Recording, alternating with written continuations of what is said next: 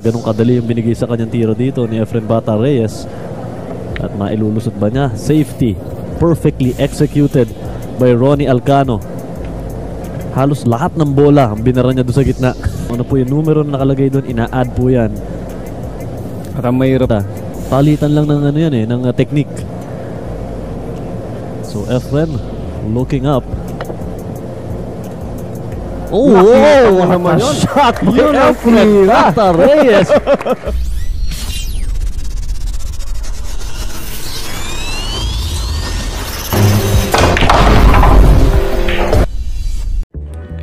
Hello mga kabilyar fans, kumusta po kayong lahat?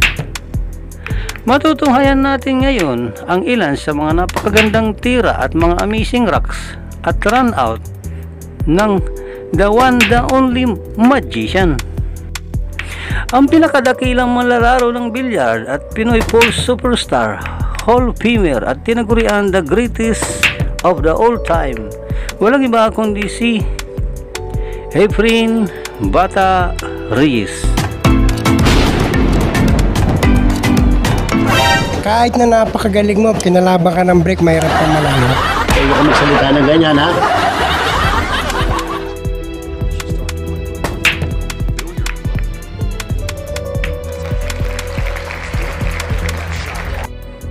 Ang unang rock natin ay ang match ni Efren kontra kay Pan Shouting. Sa unang tira pa lang ay magic agad ang pinakita ng magician. Isang magaling na long bang shot sa dos. Nakilaok si Efren Reyes sa isang San Miguel Asian 9-ball tour.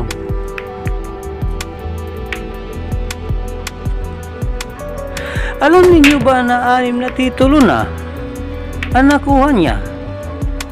7th na ito.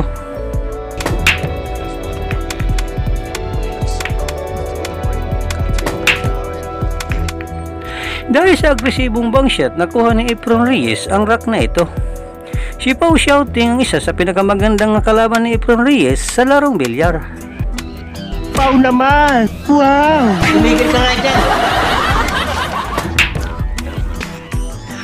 Punta na tayo sa isa pang mahusay na run out. Walang direktang tira si Efren sa uno, ngunit ito ang ginawa niya.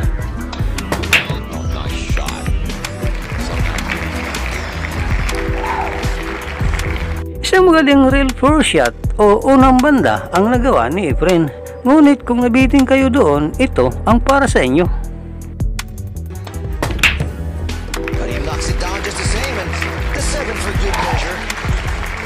Grabe, blind shot at dalawang pasok o double shot pa ang legend.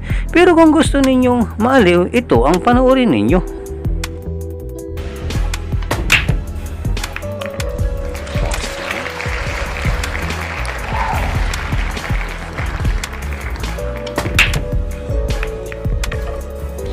Hindi na dalawang isip kundi tinira agad ang bang shot sa tres.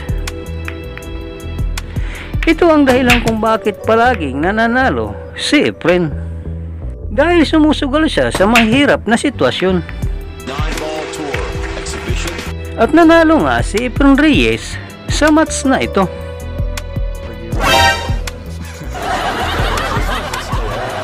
Pakitulo ka, ha? Punta naman tayo sa pangalawang laro.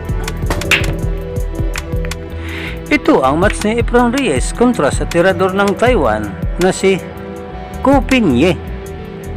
Nabigo mag-safety dito si Ko.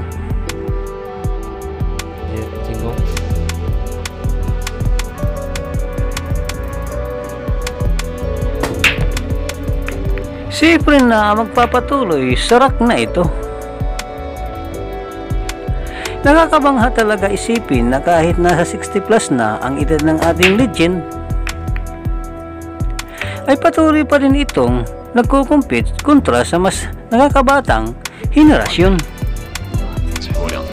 Dahil kung bibilangin ang mga championship titles na napanalunan niya at limpak-limpak na pira na naiuwi nito, ay pwede na siguro siyang mag-retire at magbakasyon na lang o di kaya'y mag-relax-relax.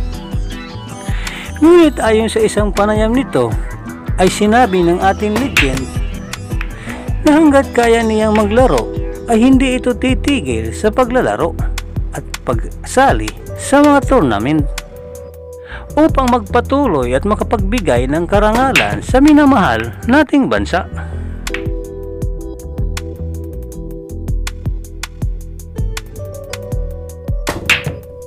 Halos sumubra sa 70 international titles na ang ibinigay ni Efren Reyes sa Pilipinas. 简单的一颗先拿过来。哎呦， Bahala ka sa buhay mo. 制造紧张。 Sa kasamaang palad natalo si Efren Reyes dito sa isang napaka-thrilling na heel-heel match kontra kay Ko Peña. Sayang naman.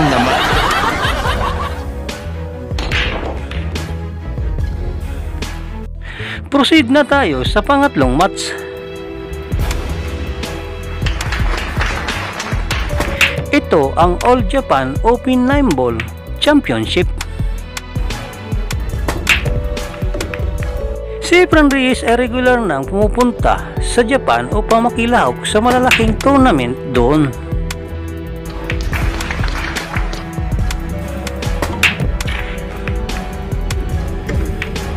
Dalawang major titles na ang nakuha niya sa Japan noong 2003 at 2005. Nakuha din niya ang pinakamalaking papremyo dito, nasa 20 million yen o mahigit 9 million pesos noong napalanunan niya ang Tokyo 9 Ball Open.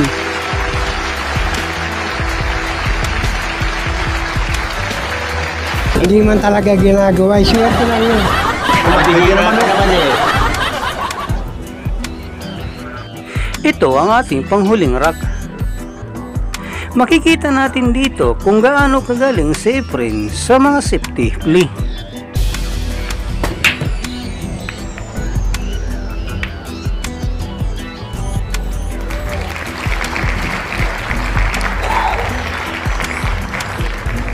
Tatlong rail ang ginamit ni Efren dito para sa isang perfect safety play. Si Dennis Grave ang nakalaban ni Efren dito.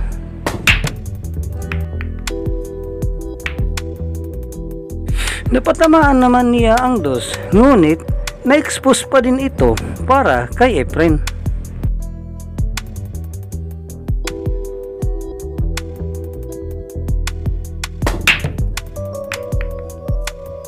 Makikita din natin dito na ang depensa ay isa ding teknik ng pag-upinsa.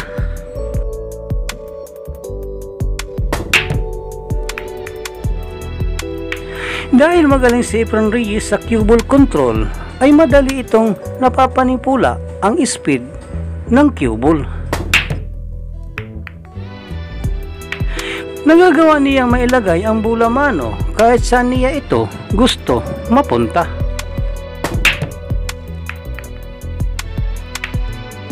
Ang pag-like niyo sa video ito ay malaking tulong na po sa amin. Lalong-lalo na po kung magsusubscribe kayo.